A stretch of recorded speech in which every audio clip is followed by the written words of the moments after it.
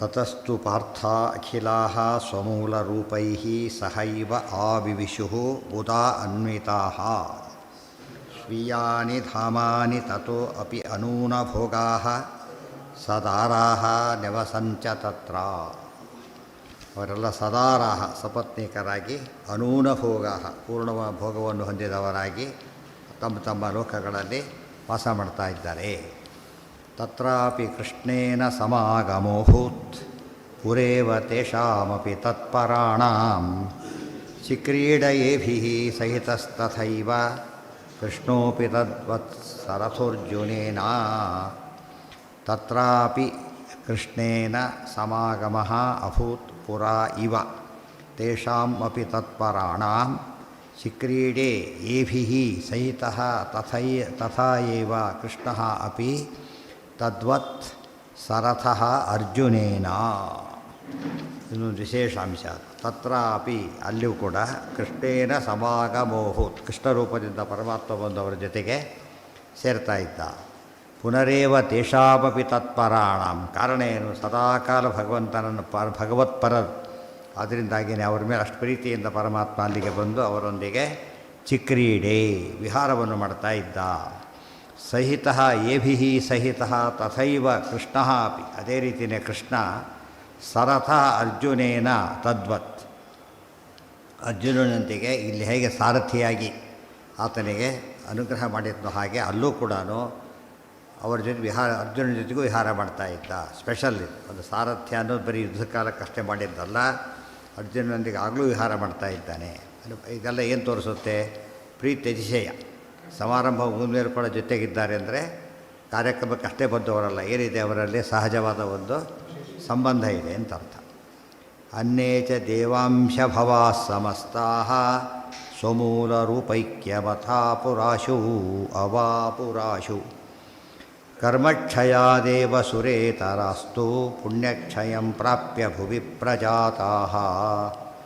ಅನ್ಯೇ ಚ ದೇವಾಂಶ ಭವಾಃ ಅನ್ಯೇ ಚ ದೇವಾಂಶ ಭವಾಃ ಸಮಸ್ತಾಃ ಸ್ವಮೂಲರೂಪೈಕ್ಯಂ ಅವಾಪುಃ ಆಶು ಕರ್ಮಕ್ಷಯಾತ್ ಏವ ಸುರೇತರಾಃ ತು ಪುಣ್ಯಕ್ಷಯಂ ಪ್ರಾಪ್ಯ ಭುವಿ ಪ್ರಜಾತಾಃ.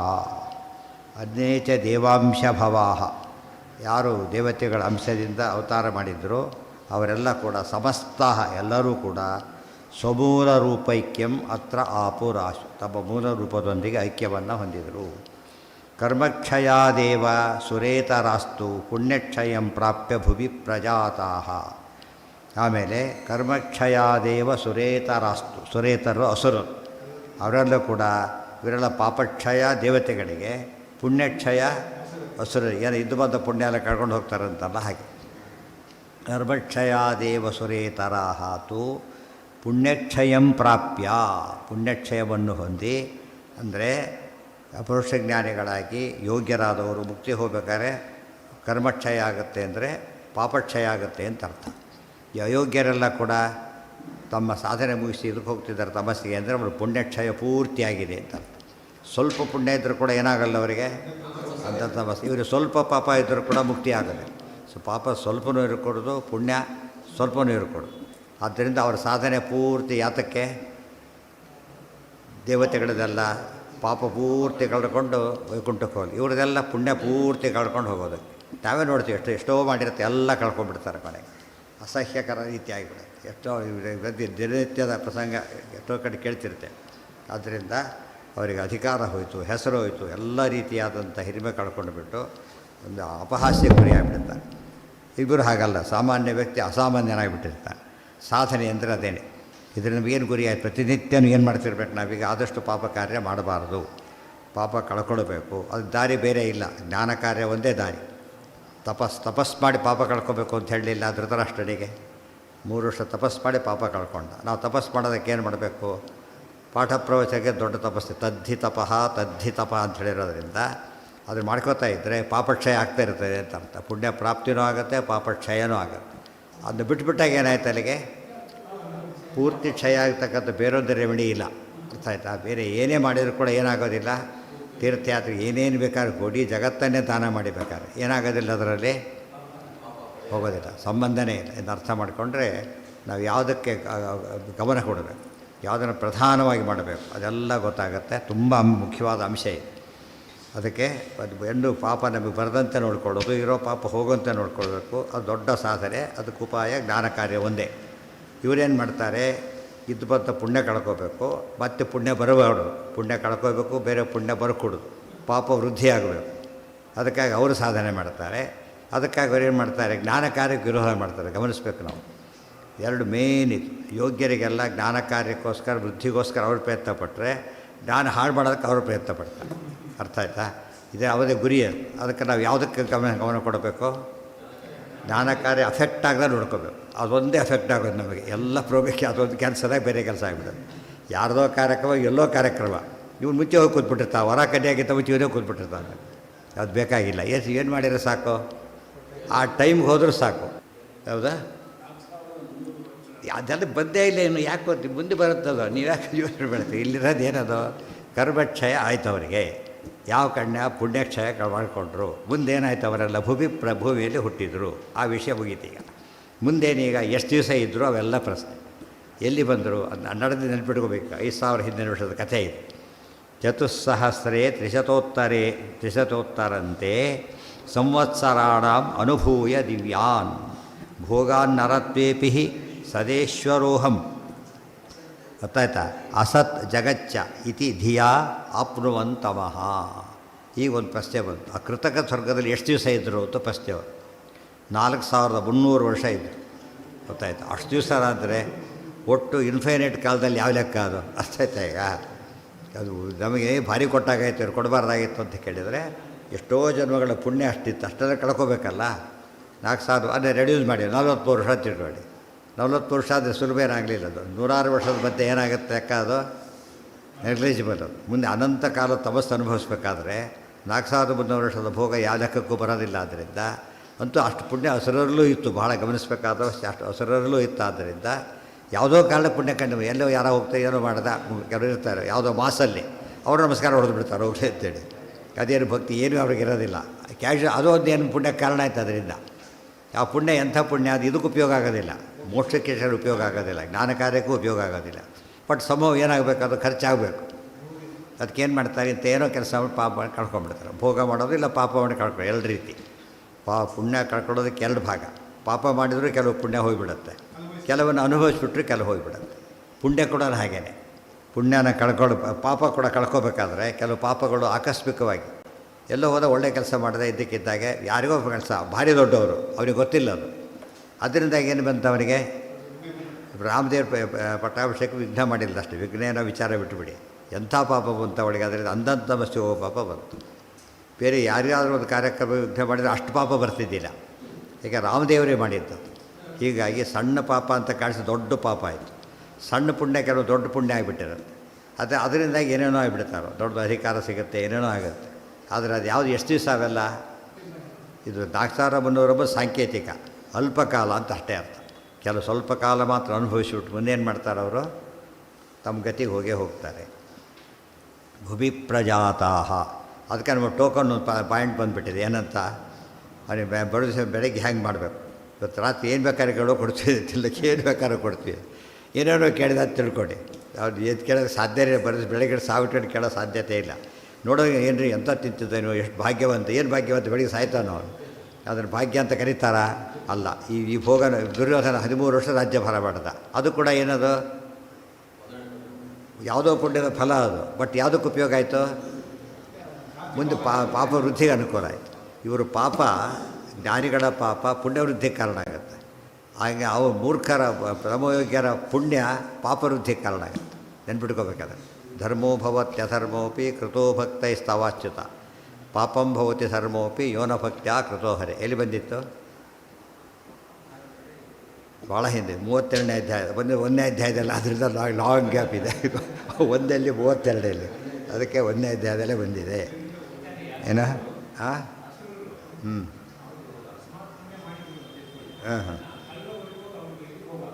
ಎಲ್ಲಿಗೆ ನಮಸ್ಕಾರ ಹೋಗಲ್ಲ, ಅದು ಮುಗಿಬೇಕು ಕೆಲಸ. ಅದು ಹೇಗೆ ಕಳ್ಕೊತಾರೆ, ಅನುಭವಿಸ್ತಾರಲ್ಲ, ಮುಗಿದೋಯ್ತು ಅಲ್ಲಿಗೆ. ಡ್ರಾ ಮಾಡಿಕೊಂಡ ಹೆಂಡ ಕೊಡ್ದ ಹೋಗಿ ಮುಗಿತು ಅಲ್ಲಿಗೆ. ಬ್ಯಾಂಕಲ್ಲಿ ದುಡ್ಡಿದೆ, ದುಡ್ಡನ್ನ ಹೇಗೆ ಕಡಿತಾನೋ ಅವನು, ಕುಡಿಯೋಕ್ಕೆ ಇಳಿರು ಮಾಡಿ ಕಡಿತಾರೆ ಅಷ್ಟೇ. ಅದೇನೇ ಸುಲಭ ಬರೀ ಅದೇ ಅವಸರ ಆ ಬುದ್ಧಿನೇ ಬರೋದು ಅವರಿಗೆ. ಇವರಿಗೆ ಒಳ್ಳೆಯ ಬುದ್ಧಿನೇ ಬರೋದು. ಅದಕ್ಕೆ ಕರ್ಮಕ್ಷಯಾದೇವ ಸುರೇತರಾಸ್ತು ಪುಣ್ಯಕ್ಷಯಂ ಪ್ರಾಪ್ಯ ಭುವಿ ಪ್ರಜಾತಾಹ. ಈಗ ದುರ್ಯೋಧನಗೂ ಅಲ್ಲಿ 4300 ವರ್ಷ ಆಯಿತು, ಇಲ್ಲಿ 13 ವರ್ಷ ಎಂಜಾಯ್ ಮಾಡಿದ್ದ ರಾಜ್ಯನ. ಎಷ್ಟೇ ಎಂಜಾಯ್ ಮಾಡಿದರೂ ಕೂಡ ಅವ್ರ ಭೋಗದ ಹಿಂದೆ ಏನಿರುತ್ತೆ? ಪಾಪ ವೃದ್ಧಿಗೆ ಕಾರಣ ಆಗೋದ್ರ ಜೊತೆಗೆ ಇನ್ನೊಂದೇನಿದೆ, ಆಗಲೂ ಸುಖ ಇರೋದಿಲ್ಲ ಅವರಿಗೆ. ಅರ್ಥ ಆಯ್ತಾ? ಬೆಳಗ್ಗೆ ಅವ್ರಿಗೆ ಹ್ಯಾಂಡ್ ಮಾಡ್ತಾರೆ ಅಂತ ಹೇಳಿದರೆ ರಾತ್ರಿ ಏನು ಸುಖ ಪಡೋಕ್ಕೆ ಸಾಧ್ಯ ಇದೆ ಅವನಿಗೆ? ಏನು ಸುಖ ಪಡೋ ಸಾಧ್ಯತೆಯೂ ಇಲ್ಲ. ಅರ್ಥ ಆಯ್ತಾ? ಈಗ ಅದಕ್ಕೆ ಹೇಳ್ತಾರೆ ಬಿಸಿ ತುಪ್ಪ ಅಂತೇಳಿ ತಿಂದರೆ ಅದು ಸುಡುತ್ತೆ, ತುಪ್ಪ ಬಿಡಲಾರ ತಿಂದರೆ ಬಾಯಿ ಸುಟ್ಕೋಬೇಕಷ್ಟೆ. ಆ ಸುಖನ ಅದು ಅಲ್ಲ. ಈ ರಥದಲ್ಲಿ ಸ್ವಲ್ಪ ಯೋಚನೆ ಮಾಡಿ. ಇವ್ರದ್ದು ಹಾಗೆ, ಇವ್ರ ಪಾಂಡವರ ದುಃಖ 13 ವರ್ಷ. ಭೀಮ ದ್ರೌಪದಿ ದುಃಖದ ಹೆಸರಿಲ್ಲ, ಉಳಿದವರು ಪ್ರಾರಬ್ಧವಶಾತ್ ಬಂದಿತ್ತು. ಅದು ಯಾವುದಕ್ಕೆ ಉಪಯೋಗ ಆಯ್ತದ? ಋಷಿಗಳು ಸವಾಸ ಅದು ತೀರ್ಥ ಎಲ್ಲ ಮಾಡಿಕೊಂಡು ಭಾಳಷ್ಟು ಭೀಮಸೇನ ದೇವ್ರು ಬಿಡಿ ಕಂಪೇರೆ ಮಾಡಬಾರ್ದು. ಅರ್ಜುನಿಗೂ ಕೂಡ ಎಷ್ಟೆಷ್ಟೋ ಕೆಲಸ ಮಾಡದ, ಸಾಧನೆಗೆ ಕಾರಣ ಆಯಿತು. ಹೀಗಾಗಿ ಆ ಕಾರ್ಯ ಅವರಿಗೆ ಏಕಾದಶಿ ಉಪವಾಸ ಯಾತಕ್ಕೆ ಕಾರಣ ಆಯಿತು? ಉಪವಾಸ ಹೆಸರಿಗೆ ಪುಣ್ಯಕ್ಕೆ ಕಾರಣ ಆಯಿತು. ಅವರು ತಿಕ್ಕಾಬಟ್ಟಿ ತಿಂದ ಏಕಾದಶಿ ದಿವಸ. ಇವ್ರನ್ನ ಏಕಾದಶಿ ಉಪವಾಸ ಮಾಡ್ಕೊಂಡು ಅಣಕ ಬೇರೆ ಮಾಡ್ಕೊಂಡು ತಿಂದ. ಅದು ಬಂದಿದ್ದೇನು ಬರೀ ಪಾಪ. 2 ತಿಂದ ಪಾಪ ಒಂದು, ಅಡಕ ಮಾಡಿದ ಪಾಪ ಇನ್ನೊಂದು, ದೊಡ್ಡ ಪಾಪ. ಆದ್ದರಿಂದ ಪುಣ್ಯ ಪಾಪ ಒಂದು ಭಾಳ ಸೂಕ್ಷ್ಮ ವಿಚಾರ. ನಾವು ಯಾರು ನೋಡಿ ಏನು ಪುಣ್ಯ ಅಂತ ನೋಡ್ಕೊಂಡ್ಬಿಡ್ತೇವೆ. ಹಾಗೆ ಅನ್ಕೊಳಕ್ಕೆ ಹೋಗಬಾರ್ದು. ಜ್ಞಾನ ಇಲ್ಲದೆ ಅಷ್ಟು ಮಾಡಿದ್ದಾರೆ ಅಂತ ಕೇಳಿದರೆ ಆ ಭೋಗಕ್ಕೆ ಬೆಲೆ ಇಲ್ಲ. ವೆರಿ ಶಾರ್ಟ್ ಲೈಫ್ ಅದು, ಹೋಗಿಬಿಡುತ್ತೆ ಅಷ್ಟೇ. ಆದರೆ ಇವರು ಎಷ್ಟೋ ಬಡವರು ಇರ್ತಾರೆ, ಭಾಳ ಒಳ್ಳೆ ಜ್ಞಾನ ಬಡವರು ಇರ್ತಾರೆ. ಬಡತನ ಲೆಕ್ಕ ಇಲ್ಲ ಅವರಿಗೆ. ಮುಂದೆ ಏನು ಮಾಡುತ್ತೆ ಅವರಿಗೆ? ಈಗ ಬೇಕಾದ ಸುಖ ಕಾದಿದೆ. ಆ ಯೋಚನೆ ಬಂದಾಗ ನಮ್ಗೆ ಒಳ್ಳೆ ಕಾರ್ಯ ಮಾಡೋದಕ್ಕೆ ಒಳ್ಳೆ ವಿಶ್ವಾಸ ಬರುತ್ತೆ. ಕೆಟ್ಟ ಕಾರ್ಯ ಬಿಡ್ಲಕ್ಕೂ ಒಳ್ಳೆ ದಾರ್ಢ್ಯ ಬರುತ್ತೆ. ಅದಕ್ಕೆ ಇದೆಲ್ಲ ಬರಿತಿರೋದು ಯಾತಕ್ಕೆ ಅಂದರೆ ನಡೆದ ಕಥೆ ಅದು. ನಮಗೇನು ಯಾವ ರೀತಿ ಅಪ್ಲೈ ಮಾಡ್ಕೋಬೇಕು ಅಂತ ಹೇಳೋದಕ್ಕೋಸ್ಕರ ಅಷ್ಟೆಲ್ಲ ಬರೆದಿರೋದು. ಅನ್ನೇಚ ದೇವಾಂಶ ಸ್ವಭಾವಾ ಸಮಸ್ತಾ ಸ್ವಮೂಲರೂಪೈ ಐಕ್ಯಂ ಅವಾಪು ಆಶು. ನೋಡಿ, ಬೇಗ ಮುದುರುಪು ಸೇರಿಬಿಟ್ರು. ಯಾಕೆ ಪಾಪಗಳಿಲ್ಲ ಅವರಿಗೆ.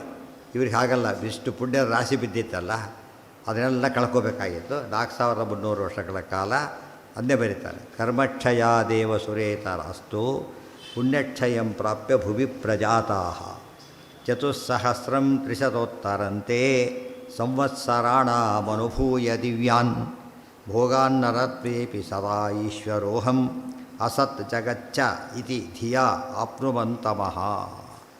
4,000 ತ್ರಿಶತೋತ್ತರಂತೆ. 4,000 ತ್ರಿಶತ ಉತ್ತರ. ಅಷ್ಟೋತ್ತರ ಅದನ್ನೇನರ್ಥ? ಅಷ್ಟೋತ್ತರ ಶತ ಅದನ್ನೇನರ್ಥ?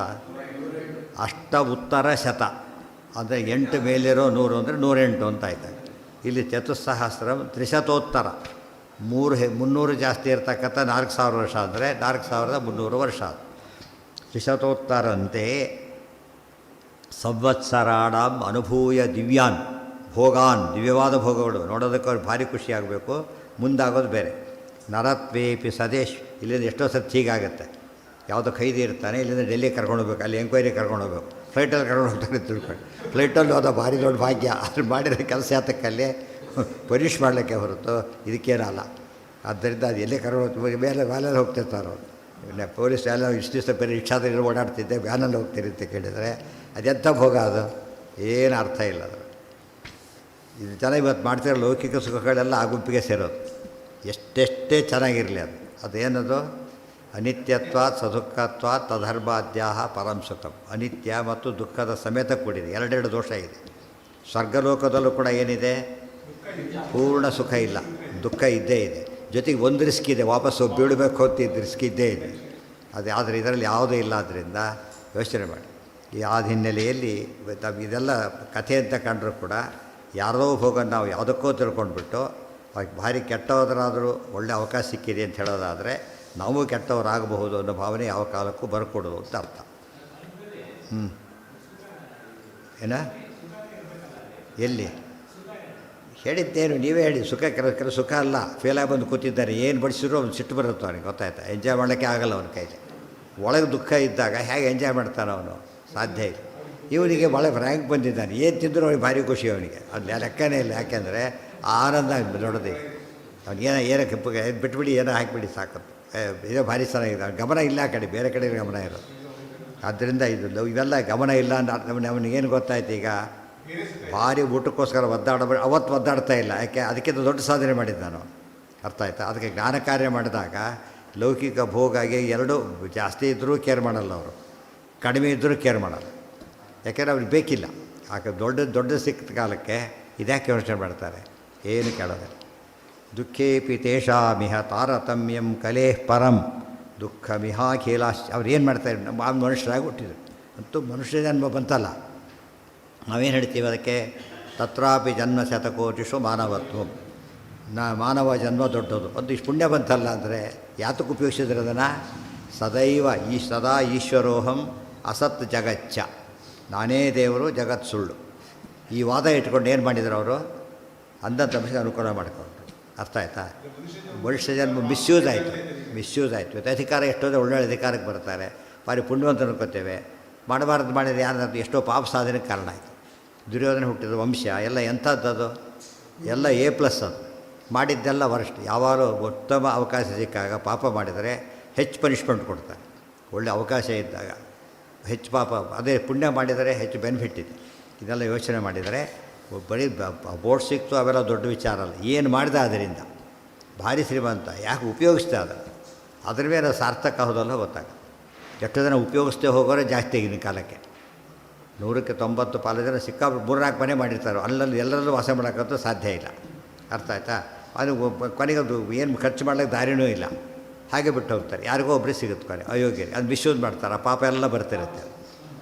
ನಮಗೆ ಗೊತ್ತಿಲ್ಲದೆ ಪಾಪ ಬರೋದು, ಹಣೆ ಬಾರ ಅಂತ ಹೇಳಿದರೆ. ನಾವು ಆಗೇನೂ ಪಾಪ ಮಾಡ್ತಾ ಇಲ್ಲ, ನಾವು ಕೊಟ್ಟು ಇದರಿಂದ ಅದು ದುರುಪಯೋಗ ಆಗ್ತಿದ್ರೆ ಆ ಸದುಪಯೋಗ ಆಗ್ತಾರೆ, ಪುಣ್ಯ ಬರ್ತಾ ಇರುತ್ತೆ. ಇವತ್ತು 100ಕ್ಕೆ 90 ಪಾಲು ಜನ ಶ್ರೀಮಂತರು ತುಂಬ ಆಸ್ತಿ ಬಿಟ್ಟೇ ಸಾಯೋದು. ಮಕ್ಕಳು ಸಾಮಾನ್ಯವಾಗಿ ಯೋಗ್ಯರಿರ್ಬೋದು, ಎಕ್ಸೆಪ್ಷನ್ ಇರ್ಬೋದು ಅಷ್ಟೇ. ತುಂಬ ಜನ ತಕ್ಕಂತೆ ಇರ್ತಾರೆ. ಭ್ರಷ್ಟಾಚಾರ ಸಂಪಾದನೆ ಇದ್ದರೆ ಬೈ ಚಾನ್ಸ್ ಸದ್ವಿನಿಯೋಗ ಆಗಲಿ ಬಿಡೋದಿಲ್ಲ ದೇವರದನ್ನು. ಆ ಪುಣ್ಯ ಉಳಿಬಾರದು ಅಂಥೇಳಿ ಮಿಸ್ಯೂಸೇ ಮಾಡತಕ್ಕಂಥದ್ದೇ ಪ್ರಸಂಗ. ಈ ದೃಷ್ಟಿಯಲ್ಲಿ ಭಾಳ ಕೇರ್ಫುಲ್ಲಾಗಿರಬೇಕು. ನರತ್ವೇಪಿ, ನಮ್ಮ ಮನುಷ್ಯ ಹುಟ್ಟಿದ್ದೇವೆ, ಅಧಿಕಾರ ಬಂದಿದೆ, ಹೇಗೆ ಉಪಯೋಗಿಸ್ತೇವೆ ಅದಕ್ಕೆ. ಸದೈವ ಸದಾ ಈಶ್ವರ ಅಹಂ ಸದಾ ಅಸತ್ ಜಗಚ್ಚ ಇತಿದೆ. ಅಸತ್ ಜಗಚ್ಚ ಅಂತ ಹೇಳಿದ್ದಕ್ಕೆ 2 ಕವರ್ ಆದವು. ಒಂದೇನಾಯ್ತು, ಅಲ್ಲಿಗೆ ಬೌದ್ಧ ಮತ ಇದೆ, ಅವರು ದೇವ್ರನ್ನ ಒಪ್ಪೋದಿಲ್ಲ. ಅವರಿಗೆ ಅಪ್ಲಿಕಬಲ್ಲ ಅಂತ ಕೇಳಿದರೆ ದೇವ್ರು ಇಲ್ಲ ಅಂತ ತಿಳ್ಕೊಳ್ಳೋದು ಒಂದು ದೋಷನೇ. ದೇವರು ಇದ್ದಾನೆ ನಿರ್ಗುಣ ಅಂತ ತಿಳ್ಕೊಳ್ಳೋದು ಹೇಗೆ ದೋಷನೋ, ದೇವ್ರು ಇಲ್ಲೇ ಇಲ್ಲ ಅದು ಕೂಡ ಏನದು ದೋಷ. ಅದಕ್ಕೆ ದೇವರಿಲ್ಲೇ ಇಲ್ಲ. ಇದ್ರೆ ನಾನು ದೇವರು ಎರಡನೇದು. ದೇವರಿಲ್ಲ ಅನ್ನೋ ವಾದ ಒಂದು, ನಾನೇ ದೇವರು ಅನ್ನೋ ವಾದ ಒಂದು. ಟೋಟಲ್ ರಿಸಲ್ಟ್ ಒಂದೇ. ಅದೇ ರೀತಿ ಜಗತ್ ಅಸತ್ ಅಂತ ಅವರು ಮಾಯಾವಾದಿಗಳು ಸದ್ವಿಲಕ್ಷಣ ಅಂತ ಕರೀತಾರೆ. ರಿಸಲ್ಟ್ ಕೊನೆಗೇನದು ಅಸತ್ಯ. ಹೀಗಾಗಿ ಇಬ್ಬರು ಕವರ್ ಆದರು ಅದರಲ್ಲಿ. ಇದೆಲ್ಲ ಭಗವದ್ಗೀತಾ ವಾಕ್ಯಗಳೇ. ಏನು ಹೇಳ್ತಾರಲ್ಲಿ? ಅಸತ್ಯಂ ಅಪ್ರತಿಷ್ಠಂತೆ ಜಗದಾಹುರ್ ಅನೀಶ್ವರಂ ಈಶ್ವರೋಹಂ ಮಹಂಭೋಗಿ ಎಲ್ಲ 16ನೇ ಅಧ್ಯಾಯದಲ್ಲಿ ಬಂದಿರೋ ವಿಚಾರಣೆ. ಇವೆರಡು ಹೇಳಿದರೆ ಉಳಿದೆಲ್ಲ ಸೇರಿಸ್ಕೋಬೇಕಾದ್ರೆ ಆಸುರಿ ಸಂಪತ್ತಿ ಏನೇನು ಹೇಳಿದ್ದಾರೋ ಅವೆರಡು ಉಪರಕ್ಷಿತ ಅಂತ ಅರ್ಥ. ಇವೆರಡೇ ತಪ್ಪುಗಳಲ್ಲ, 2 ತಪ್ಪುಗಳ ಮಧ್ಯೆ ಪ್ರಧಾನ ತಪ್ಪುಗಳು, ಉಳಿದೆಲ್ಲ ಅವಾಂತರ ತಪ್ಪುಗಳು ಅಷ್ಟೇ. ಧಿಯಾ, ಈ ಜ್ಞಾನ, ಈ ಬುದ್ಧಿ ಅವರಿಗೆ. ಆಪ್ನುವನ್ ತಮಃ, ಕೊನೆಗೆ ಎಲ್ಲಿ ಹೋದರು? ತಮಸ್ಸಿಗೆ ಆಪ್ನುವನ್ ಅಂತ ಪ್ಯಾಸ್ಟಿವ್. ಇನ್ನೂ ಹೋಗಿಲ್ಲ ಅವರು, ಮುಂದೆ ಹೋಗೋದು, ಈಗಲೂ ಹೋಗಿಲ್ಲ ಅವರು, ಬಟ್ ಗ್ಯಾರಂಟಿ ಹೋಗ್ತಾರಾದ್ದರಿಂದ ಆಪ್ನುವನ್ ತಮಃ. ದುಃಖೇಪಿ ತೇಷಾಮಿಹ ತಾರತಮ್ಯಂ ಕಲೇಃ ಪರಂ ದುಃಖಮಿಹಾಖೇಲಾಚ್ಚ ಯಥಾ ವಿರಿಂಚಸ್ಯ ಸುಖಂ ಪರಂ ಸ್ಯಾತ್ ಮುಕ್ತೌ ಹರಿದ್ವೇಷ ಕೃತೋ ವಿಶೇಷಃ.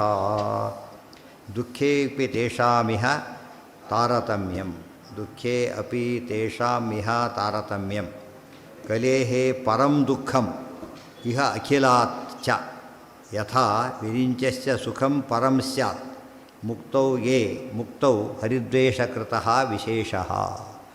ದುಃಖದಲ್ಲೂ ತಾರತಮ್ಯ ಇದೆ. ಮುಕ್ತಿಯಲ್ಲಿ ಹೇಗೆ ಸುಖದಲ್ಲೂ ತಾರತಮ್ಯ ಇದೆಯೋ ಅಂಧತಮಸ್ಸಿನಲ್ಲಿ ದುಃಖದಲ್ಲೂ ತಾರತಮ್ಯ ಇದೆ.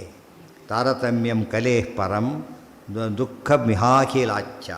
ಕಲೇಹೇ ಪರಂ ದುಃಖಂ, ಕಲಿಗೆ ಅತಿ ಹೆಚ್ಚಿನ ದುಃಖ ಆಗುತ್ತೆ ಎಲ್ಲರಿಗಿಂತ. ಎಲ್ಲ ಅಖಿಲ ಅಸುರರಿಗಿಂತ ಹೆಚ್ಚಾಗಿ ದುಃಖ ಅನುಭವಿಸ್ತಕ್ಕಂಥದ್ದು ಅಂಧತಮಸ್ಸಿನಲ್ಲಿ ಕಲಿ. ಯಾಕೆ ಅವ್ರು 2 ಮಾಡಿದ್ದಾನೆ, ಭಾರಿ ತಪ್ಪು ಮಾಡಿದ್ದಾನೆ, ಭಾರಿ ತಪ್ಪು ಮಾಡಿಸಿದ್ದಾನೆ. ಎರಡೆರಡು ಮಾಡೋದ್ರಿಂದ ಭಾರಿ. ಬ್ರಹ್ಮದೇವರಿಗೆ ವಾಯುದೇವರು ಬ್ರಹ್ಮದೇವರು ಇಬ್ಬರು ಒಂದೇ, ಅವರಿಗೆ ಅತಿ ಹೆಚ್ಚು ಪುಣ್ಯ. ಏಕೆ ಅವರು ಮಾಡಿಸ್ತಾರೆ ಎಲ್ಲರೊಳಗಿದ್ದು ಮಾಡಿಸ್ತಾರೆ. ಸಾತ್ವರಿಗೆ ಸುಖ ಸಂಸಾರ ಮಿಶ್ರರಿಗೆ ಅಸಮಜನರಿಗೆ ಅಪಾರ ದುಃಖ ಗಡಿ ಬಗುರು ಅವಮಾನ ಸಲಹ. ತತ್ವಜ್ಞಾನ ಮುಕ್ತಿಭಾಜ ಸುಖೈಸಿ ಗುರು ಯೋಗ್ಯತಾ ತಾರತಮ್ಯ ಇವೆಲ್ಲ ಅರ್ಥ ಮಾಡಿಕೊಂಡ್ರೆ ಮಾಡಿಸೋದು ಮಾಡು ಇದರಿಂದ ಅವರಿಗೆ ಭಾರಿ ಲಾಭ ಇದೆ. ಹೆಚ್ಚು ಅಧಿಕಾರಿಗಳಿಗೆ ಸಂಬಳ ಜಾಸ್ತಿ ಕೊಡಲಿಕ್ಕೆ ಕಾರಣ ಅವ್ರು ಮಾಡಬೇಕು, ಉಳಿದವ್ರ ಕೈ ಮಾಡಿಸ್ಬೇಕು. ಉಳಿದವ್ರು ಮಾಡ್ತಾನಷ್ಟೇ, ಅವನಿಗೆ ಮಾಡಿಸ್ಬೇಕಾದ ಕೆಲಸ ಇಲ್ಲ, ಅವನಿಗೆ ತಾನು ಮಾಡಬೇಕು. ಮಾಡಿಸೋದು ಮಾಡೋದ್ರಲ್ಲೂ ವ್ಯತ್ಯಾಸ ಇದೆ. ಫುಲ್ ಜವಾಬ್ದಾರಿ ಇದ್ದಾಗ ಭಾರಿ ಪುಣ್ಯ ಅವನಿಗೆ, ಸ್ವಲ್ಪ ಇದ್ದಾಗ ಸ್ವಲ್ಪ, ಅದರಲ್ಲೂ ಕೂಡ ಮಾಡಿಸೋದು ಮಾಡೋದ್ರಲ್ಲೂ ಕೂಡ ವಿಭಾಗ ಇದೆ. ಯಥಾ ವಿರಿಂಚಸ್ಯ ಸುಖಂ ಪರಂ ಸ್ಯಾತ್ ದೃಷ್ಟಾಂತ ಕೊಟ್ಟರು. ಕಲಿಗೆ ದುಃಖ ಹೇಗೆ ಹೆಚ್ಚು ಅಂತ ಕೇಳಿದರೆ ಬ್ರಹ್ಮದೇವ್ರಿಗೆ ಅತಿ ಹೆಚ್ಚು ಸುಖ ಹೇಗೋ ಹಾಗೆ ಅಂತ ದೃಷ್ಟಾಂತ. ಸದಾ ಮುಕ್ತೌ ಹರಿದ್ವೇಷಕೃತೋ ವಿಶೇಷ. ಯಾತಕ್ಕೆ ಹೀಗಾಯಿತು ಕಲಿಗೆ, ಯಾತಕ್ಕೆ ದುಃಖ ಅಂತ ಕೇಳಿದರೆ ಹರಿದ್ವೇಷಕೃತಃ, ಅವನೇನು ಮಾಡ್ತಾನೆ, ಅವನು ಹರಿದ್ವೇಷ. ಅದರಿಂದಾಗಿ ಅವನಿಗೆ ಹೆಚ್ಚು ದೇಶದ್ರೋಹ, ನಮಗೆ ಅರ್ಥ ಆಗುತ್ತೆ, ದೇಶದ್ರೋಹ ಹರಿದ್ರೋಹ ಮಾಡ್ತಾನೆ, ಆದ್ದರಿಂದ ಹೆಚ್ಚು ಪಾಪ ಅವನಿಗೆ. ಹರಿದ್ವೇಷದ ಉಳಿದ ಭಾಗಗಳೆಲ್ಲ ಅದಕ್ಕೆ ಇದು ಮೇನು. ಯಾಕೆ ಬ್ರಹ್ಮದೇವರಿಗೆ ಜಾಸ್ತಿ ಸುಖ ಅಂತ ಕೇಳಿದ್ರೆ ಹರಿಭಕ್ತಿ ಮಾಡ್ತಾರೆ, ಅದರಿಂದ ಆಪೋಸಿಟ್ ಹರಿಭಕ್ತಿ ಮಾಡ್ತಾರೆ ಅನ್ನೋ ಕಾರಣಕ್ಕೆ ಬ್ರಹ್ಮದೇವರಿಗೆ ಅತಿ ಹೆಚ್ಚು ಸುಖ. ಹರಿದ್ವೇಷ ಮಾಡ್ತಾನೆ ಎಂಬ ಕಾರಣಕ್ಕೆ ಇವನಿಗೆ ಅತಿ ಹೆಚ್ಚು ಇದು. ಆದ್ದರಿಂದ ಯಾವ ಜೀವನದಲ್ಲೂ ಕೂಡ ಎರಡು ಗುರಿ ಇಟ್ಕೋಬೇಕು, ಭಕ್ತಿಯಿಂದ ಒಳ್ಳೆ ಕೆಲಸ ಮಾಡೋದು ಮಾಡಿಸೋದು, ಅದು ಅತ್ಯುತ್ತಮ ಸಾಧನೆ. ಅದು ದ್ವೇಷದಿಂದ ಕೆಟ್ಟ ಕೆಲಸ ಮಾಡೋದು ಮಾಡಿಸೋದು ಅತಿ ಕೆಟ್ಟ ಸಾಧನೆ. ಇದು ಬ್ಯಾಲೆನ್ಸ್ ನೋಡ್ಕೊಂಡು ಎಂಡ್ ಆಗೋದು ಅಲ್ಲಿಗೆ ಕೊನೆಗೆ.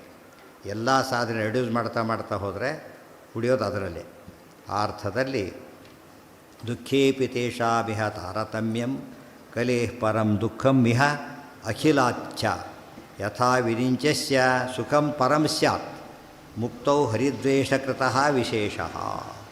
ಕೇಚಿತ್ ಪಿಶಾಚಾಸುರರಾಕ್ಷಸತ್ವಂ ಅವಾಪ್ಯ ವಿಷ್ಣೋರಪಿ ತತ್ಪರಾಣಾಂ ದ್ವೇಷಾತ್ತಮೋಂಧಂ ತ್ವರಯಾ ಸಮಾಪ್ನುಯುಃ ದೇವಾ ಸ್ವಕಾಲೇ ನಿಜಯೋಗ್ಯ ಮುಕ್ತಿಂ. ಇದು 4300 ವರ್ಷ ಆದಮೇಲೆ ದುರ್ಮತ ಪ್ರಸಾರ ಮಾಡೋಕ್ಕೆ ಕೊಟ್ಟಿದ್ದು ಒಂದು ಗುಂಪು. ಅದರಲ್ಲೇ ಕೆಲವರು ಅವರೇನಾಗಿ ಹುಟ್ಟಿದ್ರು, ಮನುಷ್ಯರಾಗಿ ಹುಟ್ಟಲಿಲ್ಲ. ಕೇಚಿತ್ ಪಿಶಾಚ ಅಸುರ ರಾಕ್ಷಸತ್ವಮವಾಪ್ಯ, ಪಿಶಾಚಿಗಳಾದರು. ಆಚಾರ್ಯ ಮಗು ಬಂತಲ್ಲ, ಮಗು ನಡೀಲಿಕ್ಕೋಸ್ಕರ ಪಿಶಾಚಿ ಒಂದು ಬರಲಿಲ್ಲ. ಆ ಪಿಶಾಚಿಗಳ ಈ ಗುಂಪಿನವರೆಲ್ಲ ಮನುಷ್ಯರಾಗೆ ಹುಟ್ಟು ಪಾಪ ಮಾಡೋದು ಕೆಲವರು, ರಾಕ್ಷಸರಾಗಿ ಹುಟ್ಟೋದು, ಪಿಶಾಚಿಗಳಾಗಿ ಹುಟ್ಟೋದು, ಅವೆಲ್ಲ ಕೂಡ ಬೇರೆ ಬೇರೆ. ಮೆಜಾರಿಟಿ ಬಂದಿದ್ದೆಲ್ಲ ಮನುಷ್ಯರಲ್ಲಿ ಮಿಥ್ಯಾಜ್ಞಾನ ಪ್ರಸಾರ ಮಾಡಬೇಕಾದ್ರೆ ಬೇರೆ ಯೋನಿಯಲ್ಲಿ ಮಾಡೋಕ್ಕೆ ಸಾಧ್ಯ ಇಲ್ಲ. ಯಾತಕ್ಕೆ? ಮಾತು ಬಾಯೇ ಬರೋದಿಲ್ಲ, ಫಸ್ಟ್ ಕೈ ಇಲ್ಲ, ಬರೀಲಕ್ಕೆ ಬರೋದಿಲ್ಲ, ಬಾಯಿ ಇಲ್ಲ, ಹೇಳೋಕ್ಕೆ ಬರೋದಿಲ್ಲ. ಆದ್ದರಿಂದ ಮಿಥ್ಯಾಜ್ಞಾನ ಪ್ರಸಾರ ಮಾಡೋಕ್ಕಾಗೋದಿಲ್ಲ. ಜ್ಞಾನಕಾರ್ಯ ಕೂಡ ಅತಿ ಹೆಚ್ಚು ಮಾಡೋದು ಮನುಷ್ಯ ಜನ್ಮದಲ್ಲಿ. ಯಾತಕ್ಕೆ? ಅವನಿಗೇನಿದೆ, ಬಾಯಿ ಇದೆ, ಕೈ ಇದೆ. ಇನ್ನು ಮೇಲ್ಮೇಲೆ ಹೋಗ್ತಾ ಹೋದರೆ ಬೇಕಾಷ್ಟು ಬಳಸೋಕ್ಕೆ ಬರೋದು. ಅದಕ್ಕೆ ಸಾಧನ ಅಂತ ಕರೆದಿ. ಬೇರೆಯವ್ರ ಸಾಧನೆ ಸೇರಿದರೆ ಯಾತಕ್ಕಲ್ಲ ಹೇಳಿ ನೋಡೋಣ. ಬೇರೆ ಯೋನಿಗಳೆಲ್ಲ 11 ಇಂದ್ರಿಯ ಇರೋದು ಮನುಷ್ಯನಿಗೆ ಒಂದೇ. ಉಳಿದ ಯಾವ ಪ್ರಾಣಿಗೂ 11 ಇಂದ್ರಿಯಗಳಿಲ್ಲ. ನ್ಯಾಚುರಲಿ ಏನಾಯ್ತು ಅಲ್ಲಿಗಾಗ ಅಷ್ಟು ಸಾಧನೆ ಮಾಡೋಕ್ಕಾಗೋದಿಲ್ಲ. ಮುಖ್ಯವಾಗಿ ಏನಿಲ್ಲ ಅವಕ್ಕೆ, ಬುದ್ಧಿನೇ ಇಲ್ಲ. ಫಸ್ಟ್ ಆಫ್ ಆಲ್ ಬುದ್ಧಿನೇ ಇಲ್ಲ. ಕೋಮಾದಲ್ಲಿದ್ದವ್ರು ಎಷ್ಟೋ ಜನ ಇರ್ತಾರೆ, ಬುದ್ಧಿನೇ ಇಲ್ಲ, ಎಚ್ಚರಣೆ ಇಲ್ಲ ಮೈ ಮೇಲೆ. ಅದೇನಂತಾರೆ ಅವಕ್ಕೆ, ಏನೇ ಸುಖಪಡ್ತಾನೆ ಮಾರಾಯ ಅಂತ ಯಾರೋ ಅನ್ನೋದಿಲ್ಲ. ಅದು ಎಷ್ಟು ದುಃಖ, ನೋಡೋರಿಗೆ ದುಃಖ, ಅವನಿಗಿರಲಿ ನೋಡೋರಿಗೂ ದುಃಖ ಆಗಿಬಿಡತ್ತೆ. ಆ ದೃಷ್ಟಿ ಇದ್ದಾಗ ನಾವು ಮನುಷ್ಯ ಹೆಚ್ಚೆಚ್ಚು ಪಾಪ ಮಾಡಬೇಕಾದ್ರೆ ಮನುಷ್ಯನಾಗಿ ಹುಟ್ಟಬೇಕು, ಅದರಲ್ಲೂ ಮೇಲ್ಮೇಲೆ ಹೋಗಬೇಕು. ಅದು ಪಾಪ ಮಾಡಲಿಕ್ಕೆ. ಪುಣ್ಯವಕ್ಕೂ ಹಾಗೆ, ಅತಿ ಹೆಚ್ಚು ಪುಣ್ಯವನ್ನು ಅತಿ ಹೆಚ್ಚು ಅಧಿಕಾರಿ ಮಾಡೋ ಹಾಗೆ ಅನಧಿಕಾರಿ ಮಾಡೋಕ್ಕಾಗೋದಿಲ್ಲ, ಆಫೀಸರ್ಸ್ ಆಗೋದಿಲ್ಲ. ಪಾಪ ಮಾಡಲಿಕ್ಕೂ ಅವರೇ ಆಗಿರಬೇಕು. ಅತಿ ಹೆಚ್ಚು ದುಡ್ಡು ತಿನ್ನೋಕ್ಕೂ ಅವರೇ, ಅತಿ ಹೆಚ್ಚು ದುಡ್ಡು ಕೊಡಲಿಕ್ಕೂ ಅವರೇ. ಇವತ್ತು ನಡೀತಿರೋದು ಹಾಗೆ ತಾನೆ. ಕೆಲವು ಇದ್ದವರು ಇದ್ದಾರೆ, ಅಂಥವರು ಇರ್ತಾರೆ. ಆದ್ದರಿಂದ ನಾವು ಪುಣ್ಯ ಅಂತ ಭಾವಿಸೋದು ಹೌ ಇದು ಯುಟಿಲೈಸಸ್ ಅಂತ. ಹೌದು, ಅದಕ್ಕೆ ಹೇಳಿ ಅದು ಮೇಜರ್ ಅವರು ಮಾಡಿದರು. ಸಣ್ಣ ದೈತ್ಯರೆಲ್ಲ ಹೀಗಾದರು ಅಂತ. ವಿಷಯ ಆಗೋದು ಮಾಡೋದು ಅಷ್ಟಕ್ಕೆ ಅವ್ರದ್ದು. ಪಾಪನೇ ಕಡಿಮೆ ಪಾಪ.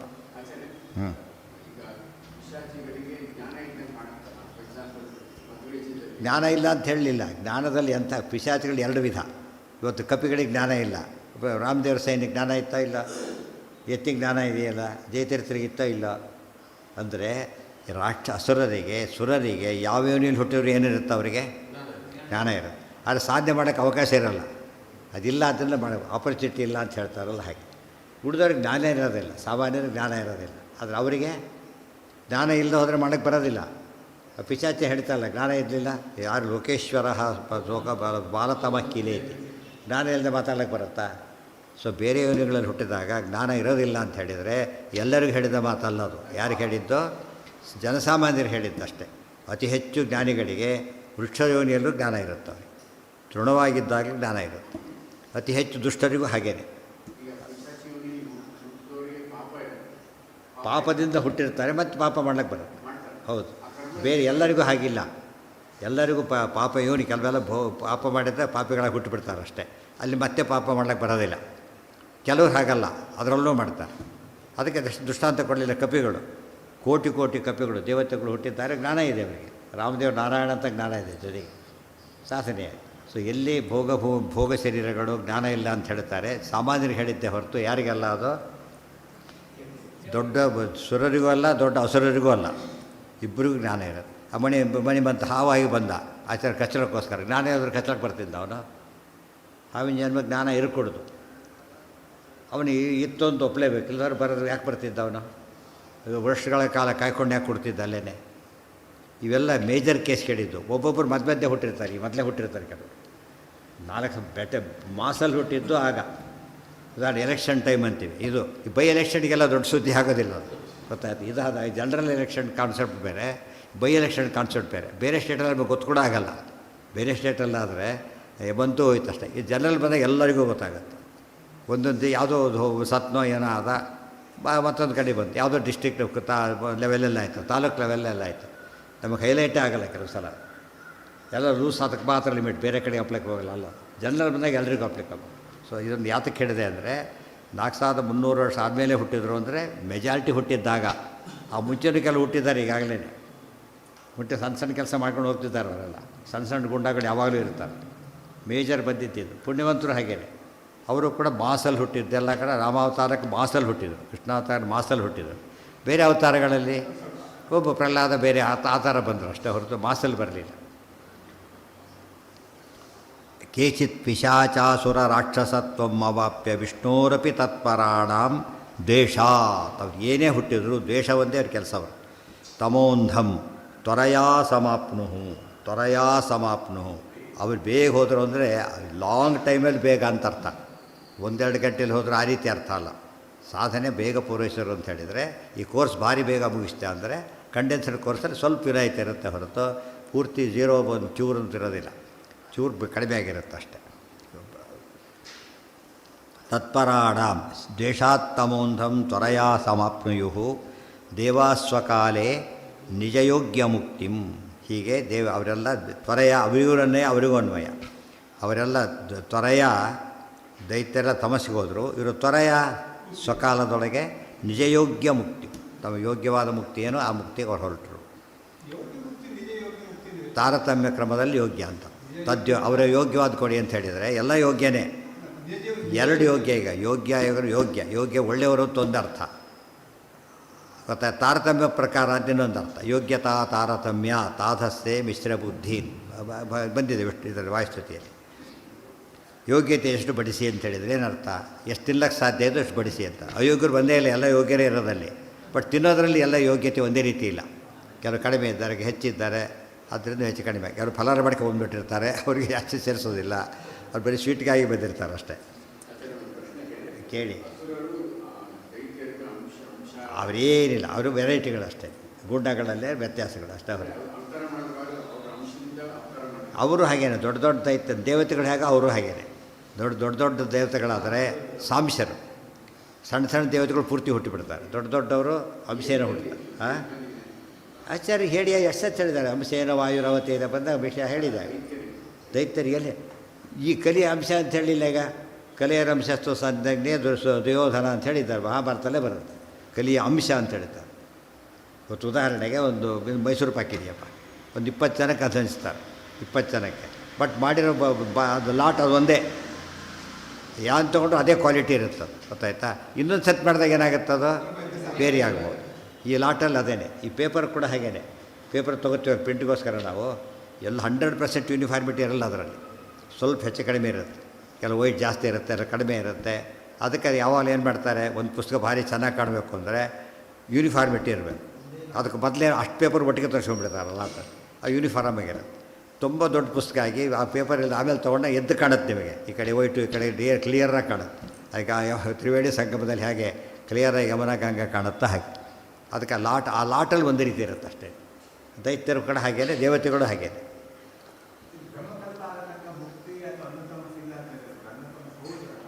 ಈ ಹೇಳಿದಿರೋದೇನು ಹೋಗ್ತಾರೆ ಅಂತ ಅರ್ಥ.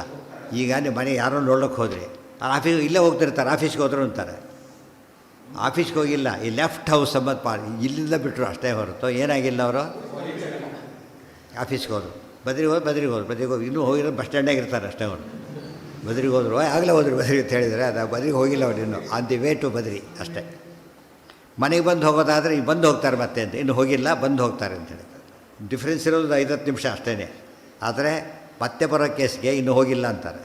ಬರದೇ ಹೋದರೆ ಹೊರಟಾಯ್ತು ಅಂತ ಹೇಳ್ತಾರೆ ಅಷ್ಟೇ. ಈ ತಮಸ್ಸಿಗೆ ಹೋದ್ರು ಅಂತ ಎಲ್ಲೆಲ್ಲಿ ಹೇಳ್ತಾರೋ ಅವ್ರು ಹೋಗೇ ಹೋಗ್ತಾರೆ ಅಂತ ಅಂತಾರೆ ಹೊರತು ಈ ಮಧ್ಯೆ ಹಾಗೆಲ್ಲ ಹೋಗೋದಿಲ್ಲ ತಮಸ್ಸಿಗೆ. ಜಾತಃ ಪುನರ್ವಿಪ್ರತನು ಸ ಭೀಮೋ ದೈತ್ಯೈರ್ನಿಗೂಢಂ ಹರಿತತ್ವಮಾಹ. ಅವನು ಗ್ಯಾರಂಟಿ ಫೇಲು ಅಂತಾರೆ, ಓದ್ತಾ ಇಲ್ಲ ಅವನು, ಗ್ಯಾರಂಟಿ ಫೇಲು. ಇನ್ನು ಪರೀಕ್ಷೆ ಆಗಿಲ್ಲ, ಏನೂ ಆಗೇ ಇಲ್ಲ, ಓದ್ತಾ ಇಲ್ಲ ಅಂದರೆ ಗ್ಯಾರಂಟಿ ಫೇಲ್ ಅಷ್ಟೇ. ಫೇಲ್ ಆಗೇ ಆಗ್ತಾನೆ ಎಂಬುದಕ್ಕೋಸ್ಕರ ಅವನು ನೋಡೋಕ್ಕೆ ಹೋಗಲ್ಲ, ಉಳಿದವ್ರು ನೋಡೋಲ್ಲ. ಎಷ್ಟು ಮಾರ್ಕ್ಸಲ್ಲಿ ಫೇಲ್ ಆದ ಅಷ್ಟು ನೋಡ್ತಾ ಇರೋದು, ಪಾಸ್ ಆದದ್ದು ಡೌಟ್ ಇಲ್ಲ. ಆದರೂ ಆದ ಅಂತ ಹೇಳ್ತಾನೆ ಇರ್ತಾರೆ. ಗ್ಯಾರಂಟಿ ಫೇಲ್ ಅದು ಹೇಳಬೇಕಾದ್ರೆ ಇನ್ನೂ ಕೂಡ ಮಧ್ಯೆ ಹೇಳಿದರೆ ಅದು ಬೆಲೆ ಇಲ್ಲ. ಬಟ್ ಫೈನಲಿ ಅದು ಕರೆಕ್ಟ್ ಅಂತ ಗೊತ್ತಾಗುತ್ತೆ. ಆ ಮಟ್ಟಿಗೆ ಅದಲ್ಲ, ಕೊನೆಗೆ ಅರ್ಥ ಅಲಿಗಂಡಾಗುತ್ತೆ. ಚತುಸ್ಸಹಸ್ರೇ ತ್ರಿಶತೋತ್ತರೇ ಗತೆ ಸಂವತ್ಸರಾಣಂತು ಕಲೌದಿ ಪೃಥಿವ್ಯಾಂ ಜಾತಃ ಪುನರ್ವಿಪ್ರತನು ಸ ಭೀಮೋ ದೈತ್ಯೈರ್ನಿಗೂಢಂ ಹರಿತತ್ವಮಾಹ. ಚತುಸ್ಸಹಸ್ರೇ ತ್ರಿಶತೋತ್ತರೇ ಗತೆ, ಹಿಂದೆ ಹೇಳಿದ್ದು ಅದನ್ನೇ ಹೇಳ್ತಾರೆ ಮತ್ತೆ. ಸಂವತ್ಸರಾಣ ಅಂತ ಕಲವು ಪೃಥಿವ್ಯಾಂ ಜಾತಃ ಪುನರ್ವಿಪ್ರತನು ಸ ಭೀಮಃ ದೈತ್ಯೈರ್ನಿಗೂಢಂ ಹರಿತತ್ವಮಾಹ. ಆಗ ಭೀಮಸೇನ ದೇವರ ಅವತಾರವನ್ನು ಮಾಡಿದರು. 4300 ವರ್ಷ ಆದಮೇಲೆ ದೈತ್ಯರು ಅವತಾರ ಮಾಡಿದರು. ಭೀಮಸೇನ ದೇವರು ಏನಾಗಿ ಹುಟ್ಟಿದರು? ಮಧ್ವಾಚಾರ್ಯರಾಗಿ ಹುಟ್ಟಿದರು. ವಿಪ್ರತನು ಸ ಭೀಮಃ ದೈತ್ಯೈರ್ನಿಗೂಢಂ ಹರಿತತ್ವಮಾಹ.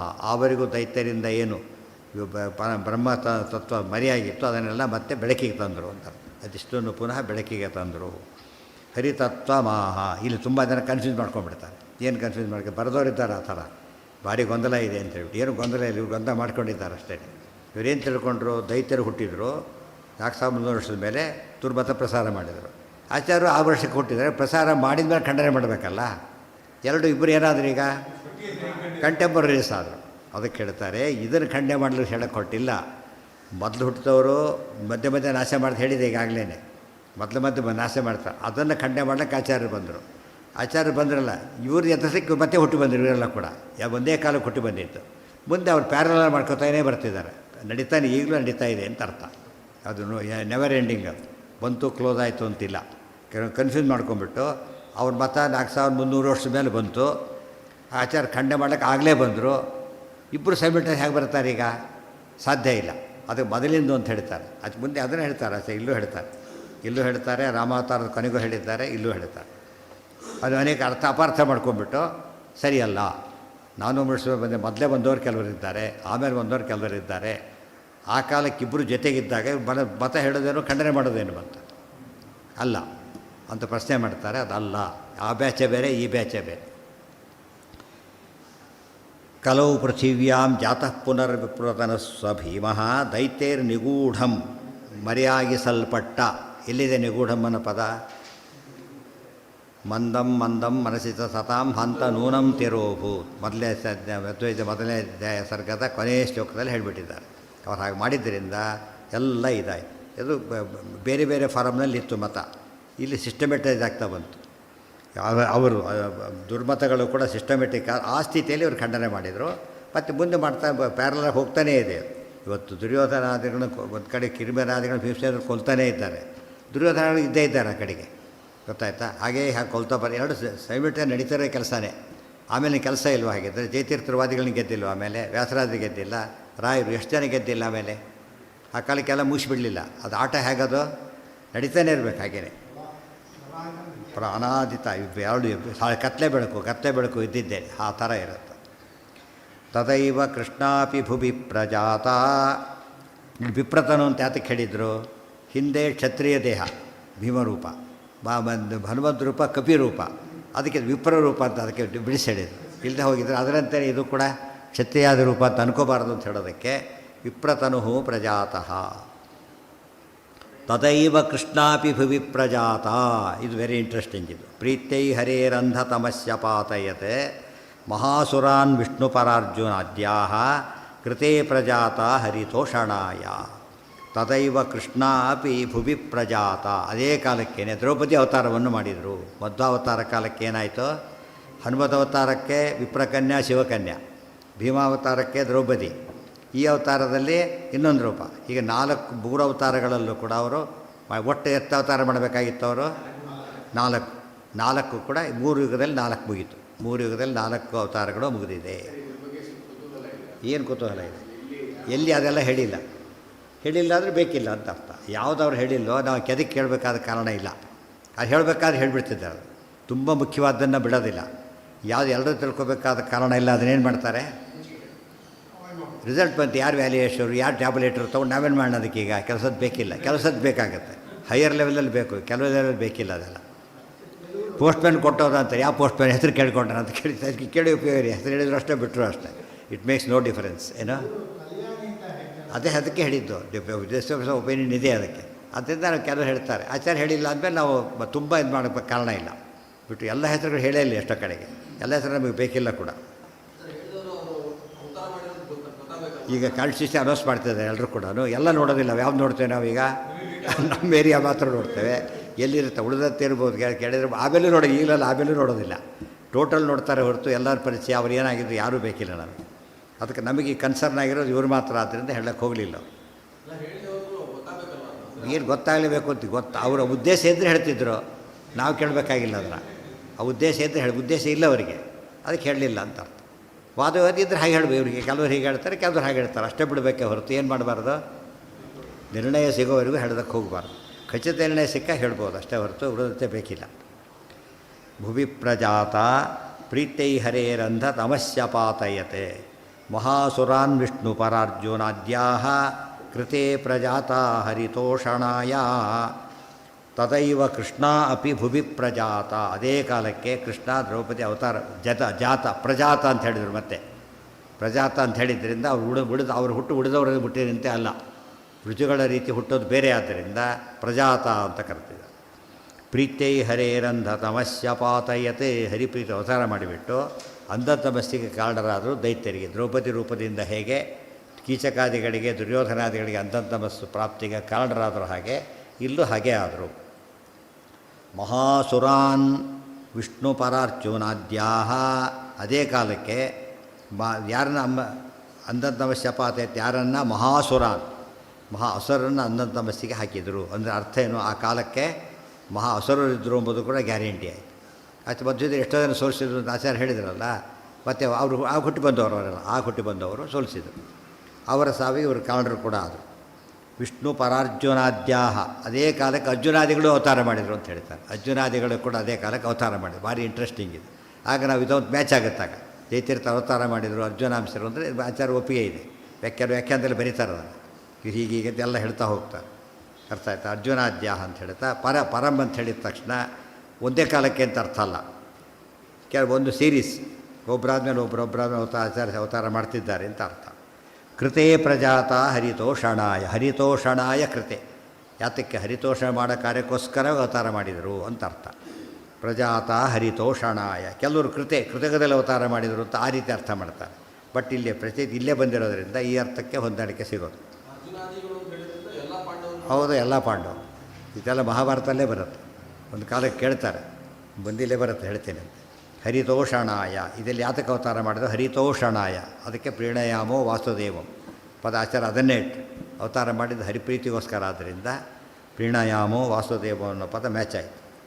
ಪುನಶ್ಚತೆ ಸ್ಥಾನಮವಾಪ್ಯ ಸರ್ವೇ ಸ್ವೀಯಂ ಪರಾಂತೇತು ವಿಮುಕ್ತಿಮಾಪ್ನುಯುಃ ವಾಯುತ್ವಮಾಪ್ತಃ ಸ ಹನುಮದಂಶೋ ಬ್ರಹ್ಮಂ ಪದಂ ಪ್ರಾಪ್ಯ ವೃಕೋದರಶ್ಚ. ಪುನಃ ಚ ತೇ ಸ್ಥಾನಂ ಅವಾಪ್ಯ ಸರ್ವೇ ಸ್ವೀಯಂ ಪರಾಂತೆ ತು ವಿಮುಕ್ತಿಂ ಆಪ್ನುಯುಃ ವಾಯುತ್ವಂ ಆಪ್ತಃ ಸ ಹನುಮದಂಶಃ ಬ್ರಹ್ಮಂ ಪದಂ ಪ್ರಾಪ್ಯ ವೃಕೋದರಶ್ಚ. ಪುನಶ್ಚತೆ ಇವರೆಲ್ಲ ಮತ್ತೆ ಸ್ಥಾನಮವಾಪ್ಯ ಮತ್ತೆ ತಮ್ಮ ಮೂಲ ರೂಪಕ್ಕೆ ಹೋದರು. ಆಮೇಲೆ ಸರ್ವೇ ಸ್ವೀಯಂ ಪರಾಂತೆ, ಹೀಗೆ ಹೋದ ಮೇಲೆ ಅಲ್ಲೇ ಇದ್ದು ಪರಾಂತೆ ಅಂದ್ರೇನು? ಪರಕಾಲದ ಕೊನೆಗೆ ಮೊದಲು ಹೇಳಿದ್ದಾರೆ. ಪರಿಣಾಮ ನಿವೇಶಕಾಂತೆ ಅಂತ ಮೊದಲು ಹೇಳಿದರು. ಈ ಎಂಡ್ ಮಾಡ್ತಿದ್ದಾರೆ. ಪರಕಾಲ ಬಂದಾಗ ಬ್ರಹ್ಮದೇವರ ಶುರುವಾಯಿತು ಕಾಲ, ಅದು ಪರಕಾಲ. ಈಗ ಮುಗೀತು ಅಂದರೆ ಬ್ರಹ್ಮಕಲ್ಪ ಅಂತೆ ಅಂತ ಅರ್ಥ. ಅಂತೆ ಅಂದರೆ ಪರಕಾಲದ ಕೊನೆಗೆ, ಅಂದರೆ ಅದು ಬ್ರಹ್ಮಕಲ್ಪದ ಪ್ರಾರಂಭದಲ್ಲಿ ಹಾಗೆಲ್ಲ ನಡೀತಾ ಬಂತು, ಕೊನೆಗೆ ಈ ರೀತಿ ನಡೀತು ಅಂತ ಹೇಳೋದಕ್ಕೆ ಪರಾಂತೆ ತು ವಿಮುಕ್ತಿ ಮಾಪ್ನುಯು. ಅವನ ವಿಮುಕ್ತಿ ಶಬ್ದಕ್ಕೆ ತಾರತಮ್ಯ ಕ್ರಮದಲ್ಲಿದ್ದ ವಿಶೇಷತಾ ಮುಕ್ತಿಗಳನ್ನು ಹೊಂದಿದರು. ಚತುರಾರಣ ಪೂರ್ವ ವಿಮುಕ್ತಗಣ, ಅಲ್ಲಿ ವಿಮುಕ್ತಗಣ ಅಂತಲೇ ಉಪಯೋಗಿಸ್ತಾರೆ. ಹರಿಮೇತ್ಯುತ ಪೂರ್ವವದೇವ ಸದಾ ವಾಯುತ್ವಮಾಪ್ತಃ ಸ ಹನುಮದಂಶಃ ಬ್ರಹ್ಮಂ ಪದಂ ಪ್ರಾಪ್ಯ ವೃಕೋದರಶ್ಚ. ವಾಯುತ್ವ ಹನುಮದ ಹನುಮದ್ ರೂಪದಿಂದ ಅವರು ವಾಯುರೂಪದ ವಾಯುದೇವರಾಗ್ತಾರೆ. ಆಮೇಲೆ ವೃಕೋದ ರೂಪದಿಂದ ಇದ್ದವರು ವಾಪಸ್ ಹೋಗ್ತಾರೆ. ಮುಂದೆ ಬ್ರಹ್ಮಂ ಪದಂ ಪ್ರಾಪ್ಯ ಬ್ರಹ್ಮ ಪದವಿಯನ್ನು ಹೊಂದ್ತಾರೆ. ಬ್ರಹ್ಮದೇವರು ಮುಕ್ತರಾಗಿಬಿಡ್ತಾರೆ, ವಾಯುದೇವರು ಬ್ರಹ್ಮದೇವರಾಗ್ತಾರೆ. ಇದು ಮುಂದಿನ ಕಲ್ಪ ಪ್ರಾರಂಭ. ಈಗ ಈ ಕಲ್ಪ ಮುಗಿತು, ಮುಂದಿನ ಕಲ್ಪ ಇದು ಆಗೋದನ್ನು ಹೇಳಿದ್ರು. ಇನ್ನೂ ಶುರುವಾಗಿಲ್ಲ, ಅದು ಇದೇ ಮುಗಿದಿಲ್ಲ, ಆದ್ದರಿಂದ ಆಗಿಲ್ಲ, ಆಗುತ್ತೆ ಅಂತ ಹೇಳಿದ್ದಿದೆಲ್ಲ. ಆ ದ್ರೌಪದಿ ಏನಾಗ್ತಾರೆ ಅಂದರೆ ವಾಗೀಶ್ವರಿ ತ್ವಂ ಗತಯೈವ ಕೃಷ್ಣಯ ಸಹೈವ ಮುಕ್ತಿಂ ಗಮಿತಾಖಿಲೋತ್ತಮಾಂ ಭುವಿದ್ಯುಲೋಕೆ ಚ ವಿರಿಂಚತಾಯಾಂ ಮುಕ್ತೌ ಚ ತಾಭ್ಯಾಂ ಅಧಿಕಂ ಸಮಸ್ತಾತ್ ಸಂತೋಷ್ಯತೆ ಪೂರ್ಣಗುಣೋ ರಮೇಶಃ ಸದೈವ ನಿತ್ಯೋರ್ಜಿತ ಸದ್ರತಿಭ್ಯಾಂ. ವಾಗೀಶ್ವರಿ ತ್ವಂ ಗತಯ ಏವ ಕೃಷ್ಣಯ ಸಹ ಏವ ಮುಕ್ತಿಂ ಗಮಿತ ಅಖಿಲೋತ್ತಮಾಂ ಭುವಿ ದ್ಯುಲೋಕೆ ಚ ವಿರಿಂಚಿತಾಯಾಂ ಮುಕ್ತೌ ಚ ತಾಭ್ಯಾಂ ಅಧಿಕಂ ಸಮಸ್ತಾತ್ ಸಂತೋಷ್ಯತೆ ಪೂರ್ಣಗುಣಃ ರಮೇಶಃ ಸದಾ ಏವ ನಿತ್ಯೋರ್ಜಿತ ಸದ್ರತಿಭ್ಯಾಂ. ವಾಗೀಶ್ವರಿ ತ್ವಂ ಗತಯೈವ ಕೃಷ್ಣಯ. ಆಗ ದ್ರೌಪದಿ ದೇವಿ ಏನಾಗ್ತಾರೆ, ವಾಗೀಶ್ವರಿ ಅಂದರೆ ಯಾರು, ಸರಸ್ವತಿ ಪದವಿ ಬರ್ತಾರೆ. ವಾಯುದೇವರು ಬ್ರಹ್ಮ ಪದವಿ ಬಂದ ಹಾಗೆ ಭಾರತೀ ದೇವಿ ಸರಸ್ವತಿ ಪದವಿ ಬರ್ತಾರೆ. ಭುವಿದ್ಯುಲೋಕೆ ಚ ವಿರಿಂಚಿತಾಯಾಂ, ಇವರು ಬ್ರಹ್ಮದೇವರಾದಾಗ ಅವರು ಸರಸ್ವತಿ ಆದರು. ಮುಕ್ತೌ ಚ ತಾಭ್ಯಾಂ, ಒಟ್ಟಿನ ಬಂದು ನಿರ್ಣಯ ಕೊಡ್ತಾರೆ. ಭುವಿ ಅವತಾರ ಮಾಡಿದಾಗಲೇ ಆಗಲಿ, ದ್ಯುಲೇಕೆ ಮೂಲ ರೂಪದಲ್ಲಿದ್ದಾಗಲೂ ಆಗಲಿ, ಅತಿ ಹೆಚ್ಚು ದೇವರು ಸಂತೋಷಪಡಿಸೋದು ಯಾರು ಅಂದರೆ ಇವರಿಬ್ಬರೇ. ಅದಕ್ಕೆ ಅವ್ರು ನಂಬರ್ 1 ಜೀವೋತ್ತಮ ಜೀವೋತ್ತಮೆ. ಪುರುಷರ ಜೀವರಲ್ಲಿ ಅತ್ಯುತ್ತಮರು ವಾಯುದೇವರು, ಸ್ತ್ರೀ ಅತ್ಯುತ್ತಮರು ಭಾರತೀ ದೇವಿ. ಅದಕ್ಕೆ ಅವರಿಬ್ಬರೂ ಕೂಡ ಒಬ್ಬ ಮನುಷ್ಯ ದೇವರು ಎಷ್ಟು ಸಂತೋಷಪಡಿಸ್ತಾರೋ ತಾರತಮ್ಯ ಅಲ್ಲೇ ಶುರುವಾಗುತ್ತೆ. ಹೆಚ್ಚು ಸಂತೋಷಪಡಿಸ್ಬೇಕಾದ್ರೆ ಏನಿರಬೇಕು ಅವರಲ್ಲಿ, ಹೆಚ್ಚು ಜ್ಞಾನಭಕ್ತಿ ಇರಬೇಕು. ಸೊ ಜ್ಞಾನಭಕ್ತಿ ಎಲ್ಲ ಒಂದಕ್ಕೊಂದು ಲಿಂಕ್ ಆಯಿತು. ಜ್ಞಾನಭಕ್ತಿ ತಕ್ಕಂತೆ ಸೇವೆ ಮಾಡ್ತಾರೆ. ಆ ರೀತಿ ಸೇವೆ ಮಾಡಿ ದೇವರಿಗೆ ಎಲ್ಲ ಕಾಲದಲ್ಲೂ, ಮೂಲದಲ್ಲಿದ್ದಾಗಲೂ ನಂಬರ್ 1 ಅವರೇ, ಅವತಾರದಲ್ಲೂ ನಂಬರ್ 1 ಅವರೇ. ಕೆಲವು ಮೂಲದಲ್ಲಿ ಬಾಲಿ ಬಯಲಿರೋದು ಸುಗ್ರೀವನಿಗಿಂತ ಕಡಿಮೆ ಆಗಿಬಿಟ್ರು. ಅರ್ಜುನಾಗಿದ್ದ ಜಾಸ್ತಿ ಮಾಡಿದರು, ಈ ಸುಗ್ರೀವ ಅಲ್ಲಿ ಬಿಟ್ಟು ಕಡಿಮೆ ಮಾಡ್ಕೊಂಡ್ಬಿಟ್ಟು. ಇವರು ಹಾಗಾದ್ರೆ ಎಲ್ಲ ಅವತಾರಗಳು ಕಾನ್ಸ್ಟೆಂಟ್ ಇದೆ. ಅದಕ್ಕೆ ಯಶ್ಚೇತ್ರೇಣುತಾನಿ ವೇದವಚನೆ ರೂಪಾಣಿ ದಿವ್ಯಾನ್ಯಲಂ ಪಟ್ ತದ್ದರ್ಶತ ಮಿಥಮೇವ ನಿಹಿತಂ, ನೋ ಚೇಂಜ್. 3 ಅವತಾರದ ನಂಬರ್ 1 ಅವರೇನೆ, 3 ರೂಪದಲ್ಲಿ ನಂಬರ್ 1 ಅವರೇನೆ. ಭುವಿದ್ಯುಲೋಕೆ ಚ ವಿರಿಂಚಿತಾಯಾಂ ಮುಕ್ತೌ ಚ ತಾಭ್ಯಾಮಧಿಕಂ ಸಮಸ್ತಾತ್ ಸಂತೋಷ್ಯತೆ ಪೂರ್ಣಗುಣಃ ರಮೇಶಃ. ಪರಮಾತ್ಮ ಯಾರು ಸಂತೋಷ ಪಡ್ತಾನೆ, ದೇವರಿಗೆ ಸಂತೋಷ ಇದ್ದಿಲ್ಲ ಅಂತ ಶುರುವಾಯ್ತು ಪ್ರಶ್ನೆ. ಅದಕ್ಕೆ ಪೂರ್ಣಗುಣ ಏನು ವೇರಿ ಆಗೋದೇ ಇಲ್ಲ. ಹೇಳೋದಕ್ಕೆ ಹೇಳಿದರು ಸಂತೋಷ ಪಡ್ತಾರೆ ಎಂಬುದಕ್ಕೆ ಕಾರಣ ಹೇಳಿದರೆ ಹೊರತು ಏನೂ ಇಲ್ಲ. ಉದಾಹರಣೆಗೆ ನೋಡಿ, ಒಬ್ಬ ಮೇಷ್ಟ್ರಿ ಎಲ್ಲ ಗೊತ್ತಿದೆ, ವಿದ್ಯಾರ್ಥಿ ಪ್ರಶ್ನೆ ಕೇಳ್ತಾರೆ, ಉತ್ತರ ಕೊಡ್ತಾರೆ, ಭಾರಿ ಸಂತೋಷ ಆಯಿತು ಅಂತ. ಅದಕ್ಕೆ ಗೊತ್ತಿಲ್ಲ ತಿಳ್ಕೊಂಡು ಸಂತೋಷ ಆಯಿತು ಅವ್ರಿಗೆ. ಯಾಕೆ ಸಂತೋಷ ಆಯಿತು? ಹೇಳಿದ ಸಂತೋಷ ಆಯಿತು ಅಷ್ಟೆ. ತನ್ನ ಸೇವೆ ಸರಿಯಾಗಿ ಮಾಡಿದ ಸಂತೋಷ ಆಯಿತೇ ಹೊರತು ಸೇವೆಯಿಂದ ಲಾಭ ಇದೆಯೋ ದೇವರಿಗೆ ಅಂದರೆ ಏನು ಹೇಳಬೇಕು? ಲಾಭ ಇಲ್ಲ. ಆ ಸಂತೋಷ ಪಡ್ತಾರೋ ಇಲ್ಲ? ಸಂತೋಷ ಪಡ್ತಾರೆ. ನಾನು ಲೋಕದಲ್ಲಿ ನಮಗೆ ಕಂಡಿದೆ, ಲೋಕದಲ್ಲಿ ಬೇಕಾಷ್ಟು ಕಂಡಿದೆ ಅಂತ. ನಮಗೇನು ಲಾಭ ಇಲ್ಲದೆ ಹೋದರೂ ಕೂಡ ಸಂತೋಷ ಪಡೋ ಅಭ್ಯಾಸ ಇದೆಯೇ ಇಲ್ವೋ? ಇದೆ. ಆದರೆ ದೇವರ ನಮಗೆ ಏನು ಲಾಭ ಇಲ್ಲದೆ ಹೋದರೂ ಕೂಡ ಸಂತೋಷ ಪಡ್ತಾನೆ. ಯಾಕೆ ಅವ್ರು ಅಪ್ರಿಷಿಯೇಟ್ ಮಾಡೋದು ಅಂದ್ರೇನು? ಲಾಭ ಪಡೆಯೋದಲ್ಲ, ಅವ್ರನ್ನ ಕೊಂಡಾಡೋದು ಅಷ್ಟೇ. ಅದನ್ನು ಮಾಡ್ತಾನೆ. ಅದು ಪದ ಬರಲಿಕ್ಕೇನೆ ಪೂರ್ಣಗುಣ ಅಂತ ಪದ ಹಾಕಿದ್ರು. ಸದೈವ ನಿತ್ಯೋರ್ಜಿತ ಸದ್ರತಿಭ್ಯಾಂ. ಅವ್ರೇನು ಮಾಡ್ತಾರೆ? ನಿತ್ಯೋರ್ಜಿತ ಇವರಲ್ಲಿ ಏನಿದೆ ಅಂದರೆ ನಿತ್ಯೋರ್ಜಿತವಾದ ಜ್ಞಾನ, ನಿರ್ಜೋರ್ಜಿತವಾದ ಭಕ್ತಿ ಎಲ್ಲ ಇರೋದರಿಂದ ಭಾರಿ ಸಂತೋಷ ಪಡ್ತಾನೆ. ಆ ಗುಣಕ್ಕೆ ಸಂತೋಷ ಪಡ್ತಾನೆ. ಇವ್ರ ಉದಾಹರಣೆಗೆ ರಾಮದೇವ್ ಸೀತೆಯನ್ನು ಕಳ್ಕೊಂಡೂ ಇಲ್ಲ, ಚೂಡಾಮಣಿ ಬೇಕೋ ಇಲ್ಲ, ಹನುಮಂತ ಕೊಟ್ಟಿದ್ದಕ್ಕೆ ಏನು ಭಾರಿ ಖುಷಿಯಾಗಿಬಿಟ್ಟು ಎಲ್ಲರಿಗಿಂತ ಹೆಚ್ಚು ಆಲಿಂಗನ ಮಾಡ್ತಾರೆ. ಅದೇ ರೀತಿಯೇ ಮಾಡ್ತಾನೆ ಅಂತ. ಏನು ಇಲ್ಲದೆ ಹೋದ್ರೆ ಯಾಕೆ ಕಳ್ಕೊಂಡಿಲ್ಲ ಅಂದಮೇಲೆ ಪಡೆಯೋದ್ರೆ ಬಂತೀಗ ನಿಜವಾಗ್ಲೂ ಕಳ್ಕೊಂಡಿತ್ತು ಅಂದ್ಕೊಟ್ರೆ ಬೇರೆ ಮಾತು. ಕಳ್ಕೊಳ್ಳೋದು ಸಿಕ್ಕರೆ ಏನು ಮಾಡಬೇಕು ಅದಕ್ಕೆ? ಕೆಲವರು ಇದ್ದರು ಪಾಪ, ನಿಮ್ಮೇ ಹೇಳಿ, ದಾರಿಯಲ್ಲಿ ಏನೋ ಹೋಗ್ತಿದ್ದ, ನಮ್ಮ ಕೇಸ್ ತೊಗೊಬೇಡ, ಏನೋ ಬಿದ್ದು ಹೋಯ್ತು ಅಂತ ತಿಳ್ಕೊಂಡ್ಬಿಟ್ಟಿವಿ, ಯಾರೋ ಹುಡುಗರು ಕಳಿಸಿದ್ವಿ, ಪಾಪ ಹೋದ, ಇಡೀ ದಿವಸ ಹುಡ್ಕೊ ಅಷ್ಟೊತ್ತು ಇವನು ಬಂದ ಮನೆ ಕೈಯಲ್ಲೇ ಇತ್ತು. ಸಾಯಂಕಾಲದ ಹೊತ್ತಿ ಬಂದ ಹುಡ್ಕೊಂಬಿಟ್ಟು ಇವನೇನು ಹೇಳಿದ, ತುಂಬ ಒಳ್ಳೆ ಕೆಲಸ ಮಾಡಿ, ಆದರೆ ನನ್ನ ಹತ್ರ ಇತ್ತು, ಯೋಚನೆ ಇಲ್ಲ, ಗೊತ್ತಾಯ್ತು, ಬಟ್ ನೀವು ಭಾರಿ ಕೆಲಸ ಮಾಡಿದ್ದಿ, ಭಾರಿ ಸಂತೋಷ. ಯಾಕೆ? ಉಳಿದವ್ರು ಓಡೋಗ್ಬಿಟ್ಟಿದ್ರು ಮನೆಗೆ, ನೀನೇನು ಮಾಡಿದ್ದೆ ಪಾಪ, ಅದೇ ಜಾಗಕ್ಕೆ ಹೋಗಿ ಭಾರಿ ಪ್ರಯತ್ನ ಪಟ್ಟಿದ್ದೆ, ಆದ್ದರಿಂದ ಭಾರಿ ಸಂತೋಷ ಅಂತ ಹೇಳ್ತಾರೆ. ಅವನು ಮಾಡಿ ಇದ್ದರೂ ಕೂಡ ಕೆಲಸ ಮಾಡಿದ್ದಕ್ಕೆ ಅಪ್ರಿಷಿಯೇಟ್ ಮಾಡ್ತಾರೋ ಇಲ್ಲ ಪಾಪ, ಎಷ್ಟೋ ಖರ್ಚು ಮಾಡ್ಕೊಂಡಿರ್ತಾರೆ, ಅದನ್ನೆಲ್ಲ ಕೊಡ್ತಾರೆ. ನೀನು ಖರ್ಚು ಮಾಡ್ಕೋಬೇಡ ಪಾಪ, ತಗೋ ಅಂತೇಳಿ. ನಾನು ಕಳ್ಕೊಂಡಿದ್ದಿಲ್ಲ ಯಾಕೆ ಹೋದಿ ಅನ್ನೋಕ್ಕಾಗಲಿ, ಏನೂ ಕೊಡೋದಿಲ್ಲ ಅಂತೇಳಿ ಡಿಸ್ಮಿಸ್ ಯಾರೂ ಅನ್ನೋದಿಲ್ಲ. ಅದನ್ನು ಅವನ ಎಫರ್ಟ್ ಇದೆಯಲ್ಲ, ಸಿನ್ಸಿಯರ್, ಅದಕ್ಕೆ ಮೆಚ್ಚುತ್ತಾರೆ. ಅದು ತುಂಬ ಕಮಿಟೆಡ್ಡಾಗಿ ವರ್ಕ್ ಮಾಡಿದ್ದಾನೆ, ಫುಲ್ಲಿ ಕನ್ಸರ್ನ್ ತೊಗೊಂಡಿದ್ದಾನೆ ಅಂದರೆ ಅದು ಗ್ರೇಟ್. ಅದು ಸಂತೋಷ್ಯತೆ ಪೂರ್ಣಗುಣೋ ರಮೇಶ ಸತೈವ ನಿತ್ಯೋರ್ಜಿತ ಸದ್ರತಿಭ್ಯಾಂ. ಸದಾ ತುಂಬಿರತಕ್ಕಂಥ ಜ್ಞಾನಭಕ್ತಿಗಳ ಕಾರಣದಿಂದಾಗಿ ಅಷ್ಟು ಸಂತೋಷ ಪಡ್ತಾರೆ.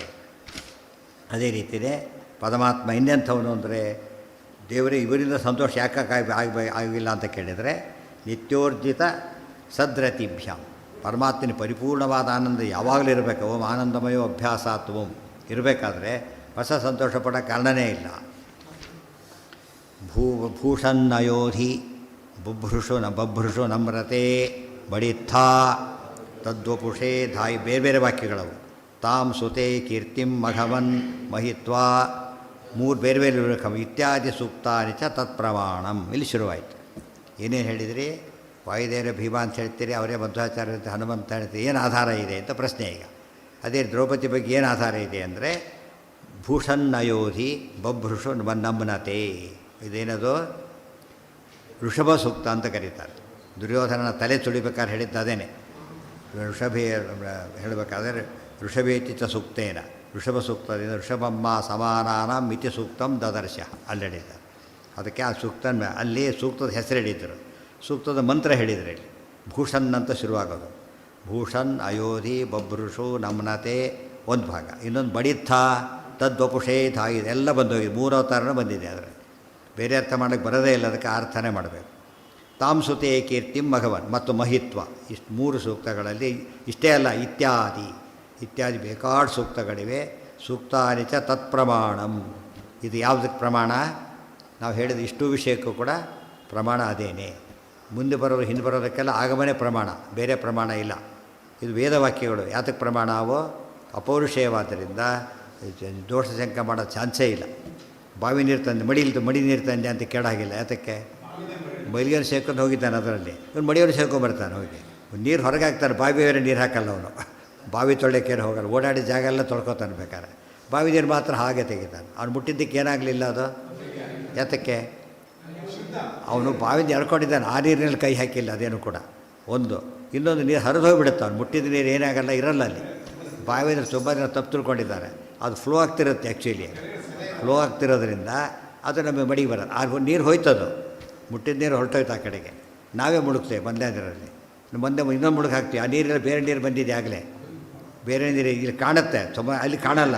ಇದು ಸ್ಲೋ, ಅದು ಫಾಸ್ಟ್ ಅಷ್ಟೇ. ಸೊ ಅದಕ್ಕೇ ಬಾವಿ ನೀರು ಪವಿತ್ರ ಅಂತ. ಇಲ್ಲದವರೆ ಅಲ್ಲೇ ಇದ್ದಿದ್ದು ಏನಾಗ್ತಿತ್ತು, ಅದು ಖಾಲಿ ಆದಮೇಲೆ ಮತ್ತೆ ಬರ್ತಿರಲಿಲ್ಲ. ಇನ್ನೊಂದು ಅದು ಆ ದುರ್ವಾಸನೆ ಬಂದು ಹೊಡ ಹಿಡಿತೈತಿ. ಅದಾಗಿಲ್ಲ ಅಂದರೆ ಏನರ್ಥ? ಹರಿತಾ ಇದ್ದು ಕ್ಲಿಯರ್.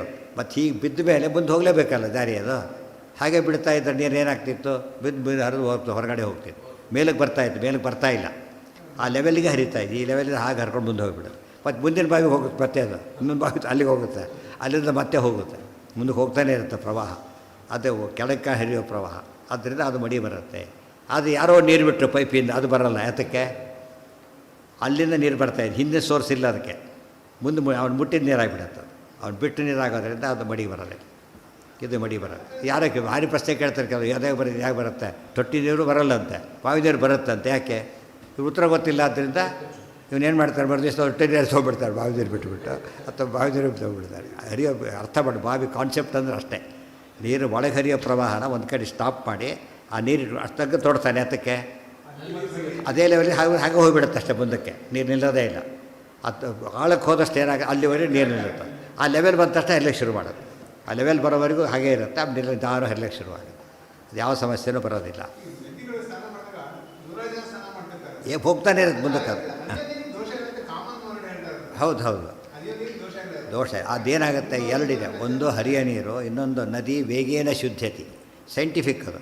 ನಿಂತ ನೀರು ಕೆಡುತ್ತೆ, ಅದಕ್ಕೇನು ಮಾಡಿರ್ತಾರೆ, ಅಲ್ಲೇ ರೊಟೇಟ್ ಮಾಡಿಸ್ತಾರೆ ಬಾವಿಯಲ್ಲೇನೆ, ಹಾಗೆ ತಿರುಗ್ತಾ ಅವಾಗೇನು ಪ್ಯೂರ್ ಆಗ್ತಾ ಇರುತ್ತೆ.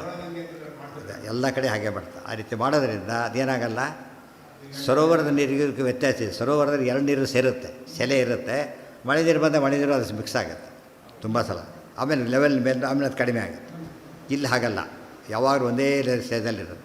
ಬಂದರೂ ಒಳಗಿಂದ ಬರುತ್ತೆ, ಹೊರಗಿಂದ ಹೋಗುತ್ತೆ, ಒಳಗಿಂದ ಬರ್ತಾ ಇರುತ್ತೆ ಕ್ಲೀನ್. ಅದೇ ಕಲರ್ ಕೂಡ ಚೇಂಜ್ ಆಗಲ್ಲ, ಬಾವಿ ನೀರು ಕಲರ್ ಚೇಂಜ್ ಆಗೋದು ತುಂಬ ಕಡಿಮೆ. ಅಲ್ಲಿ ಬೇಕು ಚೇಂಜ್ ಆಗುತ್ತೆ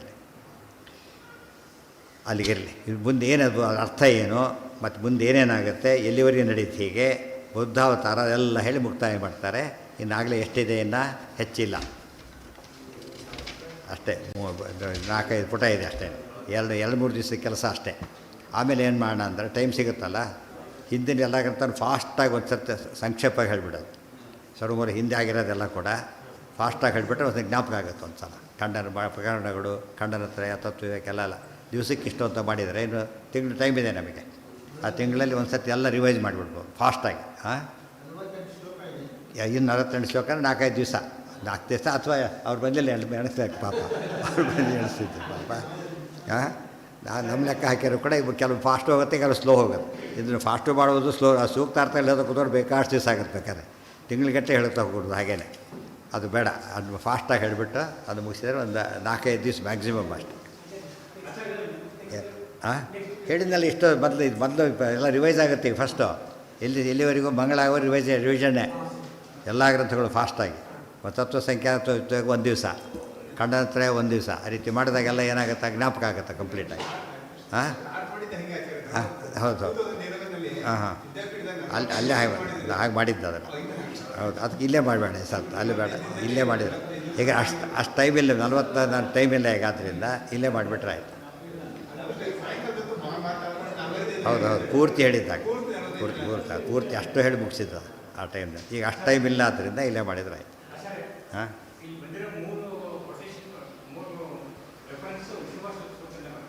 ಎಲ್ಲಿಂದ? ಅಲ್ಲ 3 ಬೇರೆ. ಅದು ಮೊದಲನೇದು ಆಮೇಲೆ ಬಡಿತಾ ಸೂಕ್ತ, ಇನ್ನು ಮತ್ತೊಂದು 3 ಬೇರೆ ಬೇರೆ ಸೂಕ್ತ ಹೇಳಿರೋದು. ಇತ್ಯಾದಿ ಅಂತ ಬೇಕಾದಷ್ಟಿವೆ ಅಂತ ಹೇಳಿದ್ರು. ಇದು ಸುಮ್ಮನೆ ದರ್ಶನ ಕೊಡೋಕ್ಕೆ ಹೇಳಿದ್ದು ಅಷ್ಟೇ ಹೊರತು ಬೇಕಾದಷ್ಟಿದೆ. ಎಷ್ಟಿದೆ ಅಂತ ಹೇಳಿದರೆ, ದೇವರಿಗೆ ಮಾತ್ರ ಮೀಸಲಾದ ಸೂಕ್ತ ಬಿಟ್ಟರೆ, ಮಹಾಲಕ್ಷ್ಮಿ ಮಾತ್ರ ಮೀಸಲಾದ ಸೂಕ್ತ ಬಿಟ್ಟರೆ ಉಳಿದ ಎಲ್ಲ ವೇದ ಮಂತ್ರಗಳು ಹೇಳುತ್ತೆ. ಆದ್ದರಿಂದ ಒಂದಲ್ಲ ಎರಡಲ್ಲ, ಬೇಕಾದಷ್ಟು. ಲೆಫ್ಟ್ಲಿ ಅನಂತ ಅಂತಲೇ ತಿಳ್ಕೊಂಡ್ರೆ ಆಯಿತು.